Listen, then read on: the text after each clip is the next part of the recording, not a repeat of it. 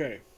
Welcome back to Shaman King 2021 Anime Review, episode number 20. This will be the 20th episode of the series, Chocolove's Christmas. Adapted from chapters 115 to 119. Now, before I get started, those of you probably a little curious though, Nick, why didn't you do this episode like 2 days ago?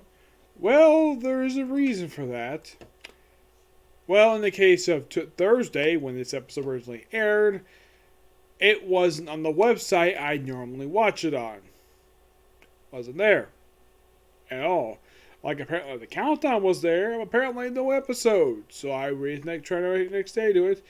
But I got home late from work, so I just did not get a chance to watch it, honestly enough. Yes, so I had no time to do it last night, so I figured I'll do it today. Now, this episode does, when it does adapt the actual chapters themselves, it's pretty accurate to the manga itself.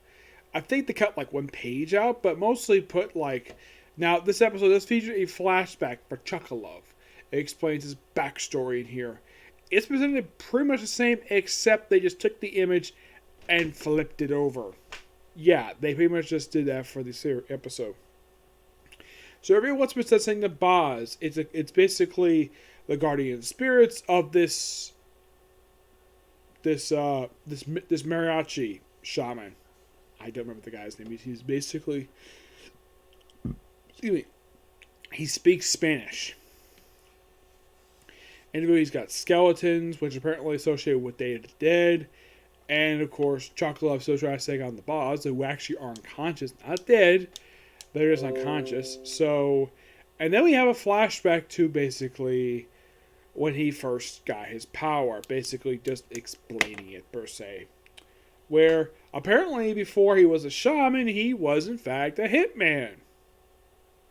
Now you're thinking, a teenager who is roughly about 13, 14 years old, apparently killed people for a living. Yep, he did this. And when he met the guy who actually would train him, they actually did a slight alteration here. Now, mostly put that flashback up until he meets the old man. It's presented the same way you see in the manga, except when he gets the old man, they decided to swap the image. Basically, where in the manga, he's holding it, he has a thing where he spits blood out as a joke. Oh yeah, it's this blood pack that in the manga was actually in his left hand. In the anime, they moved to his right hand and they switched positioning of the building. Yeah, that's simply what they did. It is for a lot of the flashback here, where they just simply took the image and switched different direction. They pretty much did it for a lot of this episode. So we see him basically training with basically his guardian spirit, Mike, which actually was not originally his. According to Chocolove, this actually belonged to the old man, who turns out he was actually a Native American shaman. Could it be that he was actually from the Patch tribe? Completely unknown, because they never explained that much of this guy's backstory. His name was Oberlove, I think his name is, where he apparently was from the Amazon. That's where he said he's originally from. And they see this guy in flashback. They don't really identify who this guy is.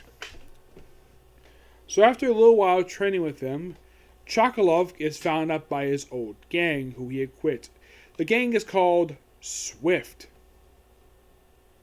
Actually, it's called Shaft. Which, it seems like this flashback has a little bit some minor references here and there to the original Shaft film. Now, is there any racism in this stuff? No, there isn't. There is no racism here.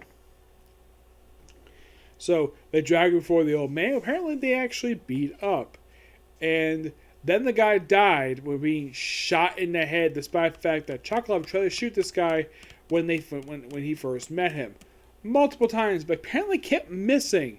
It's not really explained thoroughly exactly what was the reason for it, but he was not able to avoid this bullet because probably got beaten up ahead of time.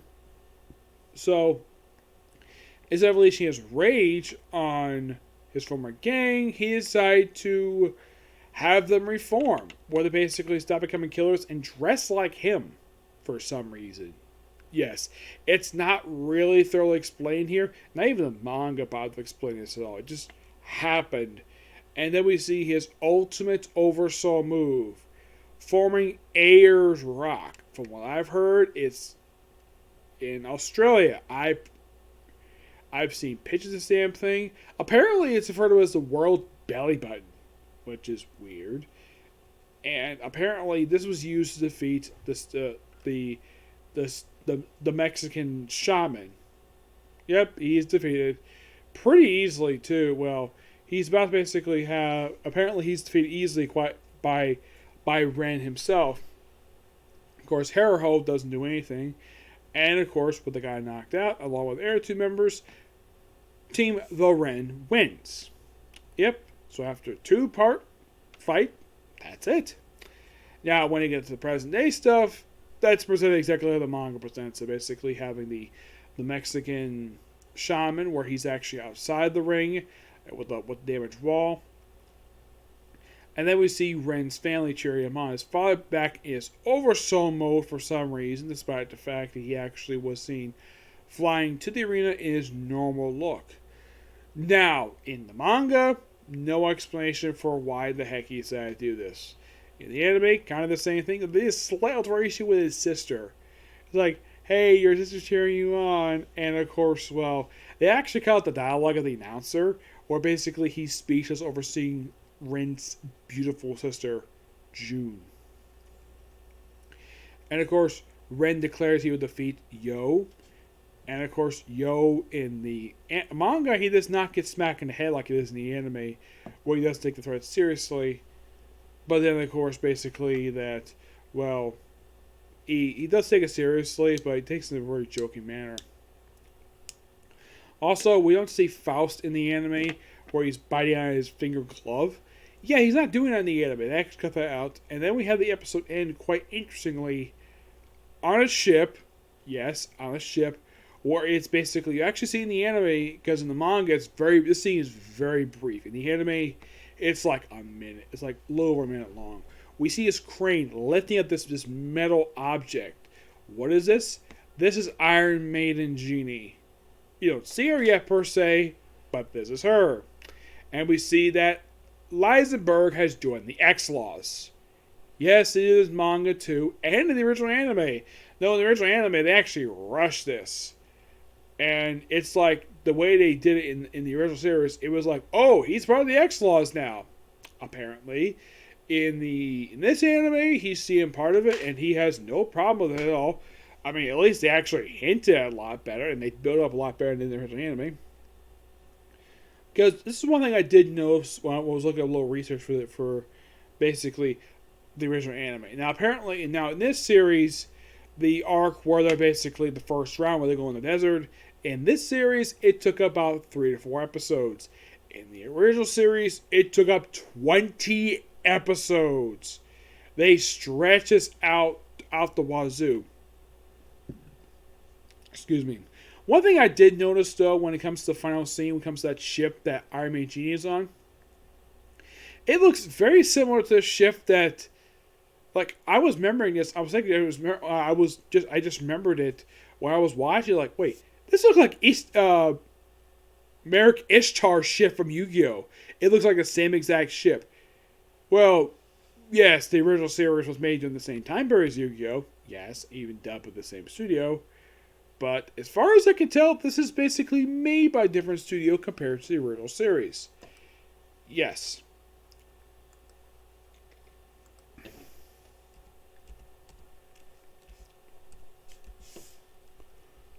Now, the 2000... No, that's not it.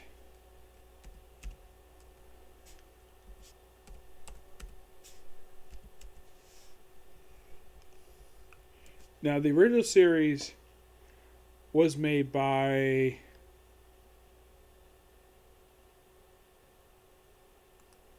Let's see if I can find it here. It was made by X Block. That's who made the original series. This one's made by Bridge. It's a completely different, studio. Despite the fact the animation is very similar, though, it's due to the fact they're actually, basically copying the manga, per se. Yep. But this episode was actually pretty good. I like it. I thoroughly do. I think it's actually just really good. Hmm.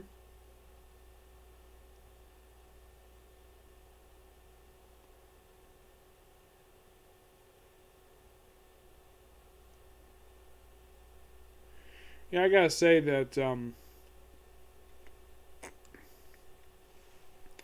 definitely looking forward to the rest of the season. Now, in case you're curious, though, yes, I do know about the fact that the first 13 episodes have released dubbed. I have not watched them yet, so I do not have an opinion about them.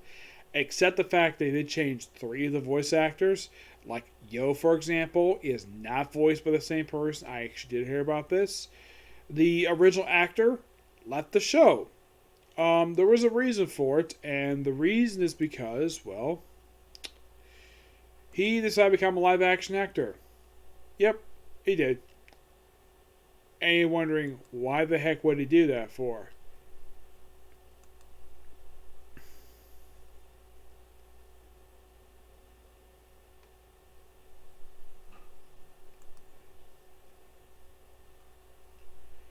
The answer is, I'm not really sure exactly.